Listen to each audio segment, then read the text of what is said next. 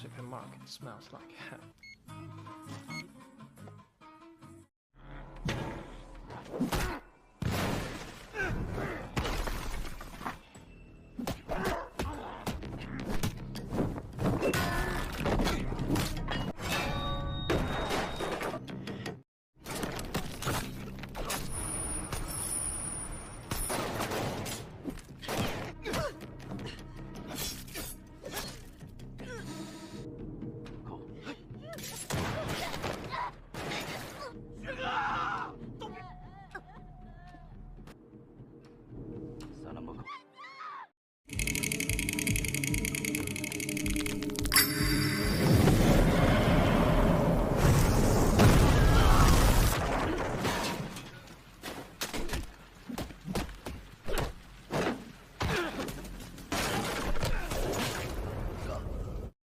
Film ini berfokus pada sebuah keluarga yang hidup bahagia namun jauh dari tanah kelahiran mereka yaitu Tiongkok. Kini mereka menetap di negara asing, sebuah tempat yang tidak jelas namanya namun dikenal sebagai salah satu negara paling berbahaya di dunia. Di sini, kita diperkenalkan seseorang bernama Lei Jun, seorang kepala keluarga. Ia adalah mantan tentara elit Tiongkok yang sudah pensiun dari masa tugasnya. Lei Jun bersama keluarganya mencoba menjalani hidup normal di tengah ketidakpastian. Pada hari ulang tahun pernikahan mereka, Lei Jun memperlihatkan pada sang istri sebuah bunker bawah tanah. Sebuah tempat perlindungan dari kemungkinan terburuk yang bisa saja terjadi kapan saja. Di sini, sang istri pun tengah membangun usaha kecil yaitu sebuah minimarket sederhana di kota tersebut. Di momen bahagia tersebut, Lei Jun mendapat hadiah kecil dari sang anak berupa jam tangan sebagai simbol kasih sayang mereka. Namun beberapa saat kemudian, sebuah ledakan besar terjadi dan menghancurkan segalanya membuat anak dan istri Lei Jun meninggal dalam kejadian tersebut. Hal ini membuat duka yang mendalam bagi Lei Jun. 10 tahun pun telah berlalu. Namun jiwa Lei Jun masih terperangkap di masa lalu. Istri dan putrinya sudah dimakamkan namun satu orang yang belum ditemukan yaitu putra sulungnya. Di sisa hidupnya, ia hanya punya satu tujuan yaitu menemukan jasad putra sulungnya untuk dimakamkan secara layak. Setiap minggu, ia datang ke kantor polisi untuk menanyakan hal yang sama yaitu tentang keberadaan putranya. Ia pun mendapat jawaban yang sama hingga polisi pun sedikit prihatin dengan keadaan Lei Jun. Dalam perjalanan pulang, Lei Jun menumpang kendaraan umum yang dikemudikan oleh pria tua yang juga berasal dari Tiongkok. Pria itu telah menyaksikan rutinitas Lei Jun selama bertahun-tahun. Dan perlahan, ia pun mulai lelah melihat keadaan Lei Jun dan mengatakan agar ia mengikhlaskan saja kepergian anaknya itu. Pagi itu, seperti biasa, Lei Jun membuka usaha minimarket peninggalan mendiang istrinya. Tiba-tiba datang seorang pria bersikap polontong atau arogan meminta diskon 50% untuk pembelian kopi, sambil merendahkan Lei Jun di depan banyak orang. Karena kesal, salah satu pelanggan yang bernama Jen berteriak dan menyuruh seorang pria berbadan gempal agar mengusir pria tersebut. Setelah suasana reda, datanglah polisi Tintin dan asistennya yang bernama Jude. Mereka ini memang sudah kenal lama dengan Lei Jun. Namun tiba-tiba, gempa bumi mengguncang wilayah itu. Untuk memahami apa yang terjadi, kita harus mundur 1 jam ke belakang. Tak jauh dari minimarket, ada safe house rahasia yang dijaga ketat. Di dalamnya, disembunyikan seseorang bernama Lin Wan.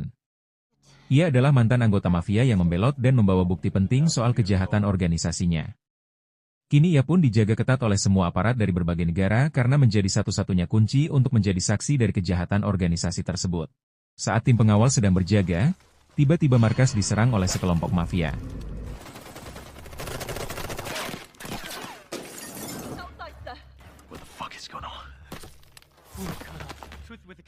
Seorang asasin wanita bernama Eng Du langsung menghabisi salah satu agen yang berjaga demi menangkap Lin Wan. Kapten tim memberi perintah pada anak buahnya untuk menyelamatkan Lin Wan melalui pintu belakang. Namun saat diperiksa, ternyata Lin Wan sudah lebih dulu kabur.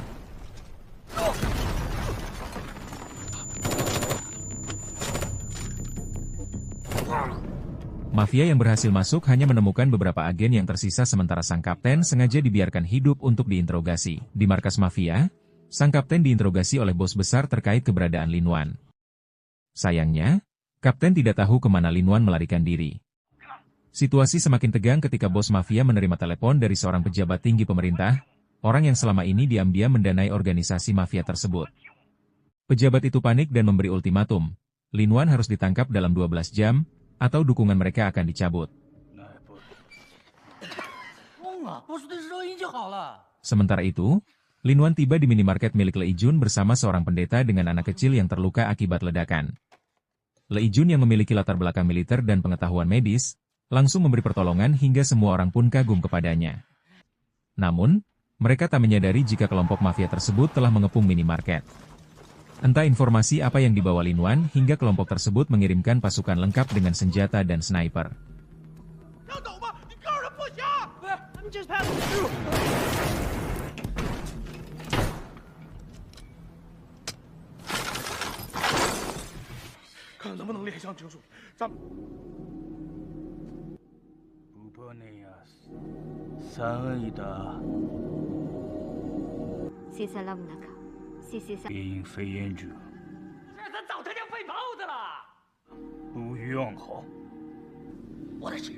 Ketika Lin Wan hendak menyerahkan diri, ia menitipkan barang bukti penting kepada Lei Jun. Tapi Lei Jun sadar bahwa menyerah tidak akan menjamin keselamatan siapapun. Ketegangan memuncak saat bos mafia menyuruh anak buahnya, Yusuf, untuk menyerang dan membawa Lin Wan hidup-hidup. Lei Jun segera menyelamatkan para pelanggan dengan menyuruh mereka untuk bersembunyi di bunker rahasia yang ada di bawah minimarket. Setelah itu, Lei Jun memasang jebakan gas dan paku dan berhasil melumpuhkan sebagian pasukan mafia.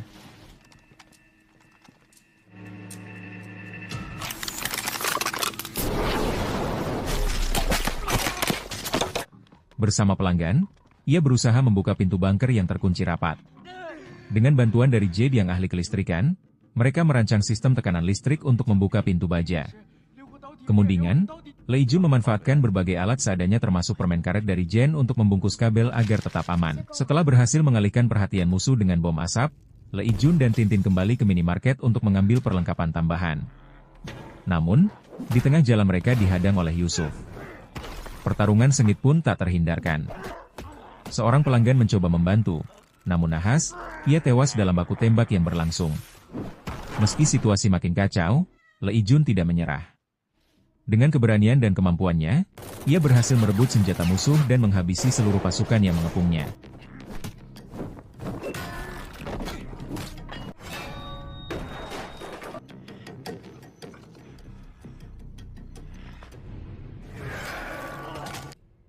Singkat cerita, bos mafia dan anak buahnya akhirnya berhasil masuk ke dalam minimarket. Tanpa diduga, mereka menemukan pemandangan yang mengejutkan. Yusuf telah tergeletak dalam kondisi mengenaskan. Pemandangan ini membuat Sangdu, tangan kanan bos mafia, merasa sangat terpukul. Yusuf sudah ia anggap seperti saudara sendiri. Ketika masih kecil dan terlantar, bos mafia yang merawat Engdu, sementara Yusuf adalah orang kedua yang paling peduli kepadanya. Yusuf bahkan sering memberinya buah ceri. Momen kecil namun hal ini penuh makna yang membuat ikatan batin di antara mereka. Merasa kehilangan dan dipenuhi amarah, Engdu mengenakan masker yang biasa dipakai Yusuf sebagai bentuk penghormatan. Dengan emosi yang membuncit, ia meminta izin untuk maju sendirian dan bersumpah akan membunuh Lei Jun dengan tangannya sendiri. Bos mafia sempat mencoba menahannya, namun Engdu tetap bersikeras. Di tengah kekhawatiran, Sogil, anak buah paling brutal, menghentikan bos mafia dan menyarankan membagi pasukan menjadi dua. Satu tim untuk menemani Engdu mengejar Lin Wan, dan satu tim lagi untuk menjaga bos mafia. Tintin segera menyerahkan peralatan kepada Jade untuk menghancurkan pintu baja yang menghalangi jalan mereka. Dengan ketelitian dan keahlian yang dimiliki, Jade bekerja cepat. Tepat saat pintu berhasil dihancurkan, Lei Jun muncul dalam kondisi tubuh penuh luka akibat pertarungan melawan Yusuf dan anak buah bos mafia. Melihat situasi yang semakin genting, Lei Jun segera memerintahkan Tintin, Lin Wan, dan para pelanggan minimarket untuk segera pergi terlebih dahulu. Ia sadar bahwa kelompok bos mafia akan segera menerobos masuk ke dalam bunker. Dengan sigap, Lei Jun menghabisi anak buah Engdu satu persatu, menunjukkan keahliannya dalam bertarung. Setelah semua pasukan tumbang, pertarungan brutal antara Lei Jun dan Engdu pun dimulai. Meski tubuhnya sudah penuh luka, Lei Jun tetap bertahan. Namun kekuatan dan kecepatan Engdu membuatnya kewalahan. Didorong oleh dendam, Engdu menyerang tanpa henti. Tapi emosi mulai mengaburkan fokusnya, dan momen itu dimanfaatkan oleh Lei Jun. Dalam gerakan cepat dan mematikan, Lei Jun berhasil mengalahkan Engdu.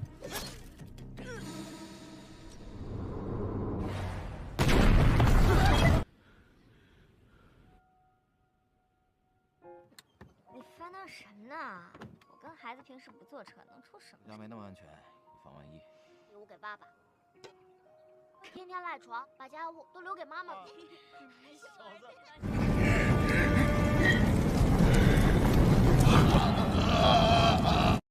Setelah Lei Jun siuman dari pingsan, ia menyusul yang lain. Kini mereka benar-benar terjebak di dalam terowongan, terhalang oleh pintu baja yang mustahil dibuka dan runtuhan ledakan di belakang mereka. Saat keputusasaan mulai terasa, Lin Wan bercerita kepada Lei Jun tentang masa lalunya sebagai anak yatim akibat kerusuhan. Ia diangkat oleh bos mafia namun tidak dididik sebagai petarung, melainkan ahli IT. Ironisnya, keahlian ini justru membuka rahasia besar. Di mana dalang dari kerusuhan yang merenggut orang tuanya, ternyata adalah bosnya sendiri. Setelah menyadari hal itu, Lin Wan memutuskan membelot dan menyerahkan diri ke pasukan khusus. Ia meminta Lei Jun untuk mengamankan file berisi uang elektronik senilai 3 miliar dolar yang menjadi target bos mafia. Namun Lei Jun tampak tidak peduli akan kebenaran cerita Lin Wan. Ia hanya mengatakan bahwa hidupnya sekarang hanya untuk satu tujuan, menemukan anaknya, bahkan jika yang ia temukan hanya jasadnya. Sementara itu, bos mafia dan Sogil mulai khawatir dengan keadaan Engdu. Mereka mencoba masuk ke bunker, namun terowongan telah tertutup. Salah satu anak buah Sogil menemukan peta bunker, dan bos mafia memerintahkan Sogil untuk mengejar Lei Jun dan Lin Wan melalui jalur luar. Ia yakin mereka akan menuju pusat kota Kurs. Di sisi lain, Lei Jun dan yang lain menemukan pertanda adanya jalan keluar setelah Tian Ten merasakan hembusan angin. Mereka menghabiskan semalaman mencari jalan tersebut hingga akhirnya muncul di atas sebuah menara. OKB merasa mereka telah bebas. Namun kebahagiaan itu tidak bertahan lama. Ternyata Sogil dan anak buahnya sudah lebih dulu tiba di lokasi. Seorang sniper telah bersiap, dan mulai menembaki siapa saja yang keluar. Jen menjadi korban pertama, disusul Jade yang mengorbankan dirinya untuk melindungi yang lain.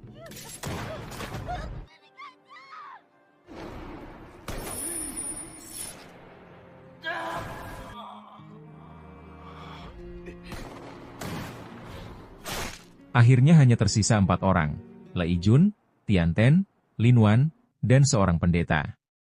Mereka mencari perlindungan di sebuah gudang.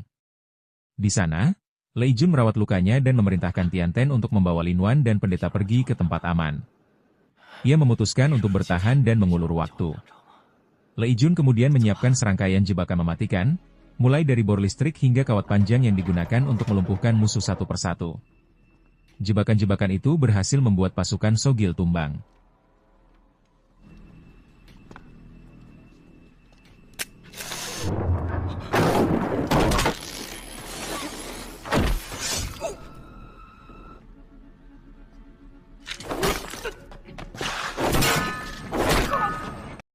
Sogil mencoba menghubungi anak buahnya, namun yang menjawab adalah Lei Jun. Dengan nada dingin, Lei Jun menantangnya untuk datang sendiri. Ketika Sogil tiba dan melihat anak buahnya sudah mati, ia menyadari bahwa ia telah membangunkan singa tidur.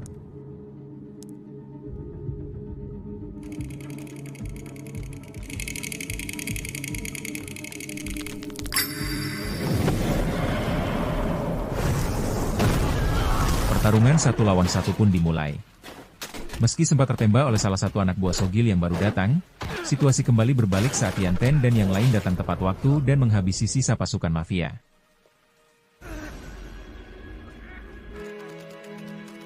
Di tengah pertarungan sengit, Lei Jun tiba-tiba melihat tanda lahir di leher Sogil. Ia sadar bahwa Sogil adalah anak kandungnya yang selama ini ia cari. Fakta ini diperkuat saat Sogil mendengar suara alarm dari jam tangan pemberian Lei Jun. Momen ini menjadi titik balik emosional dalam cerita.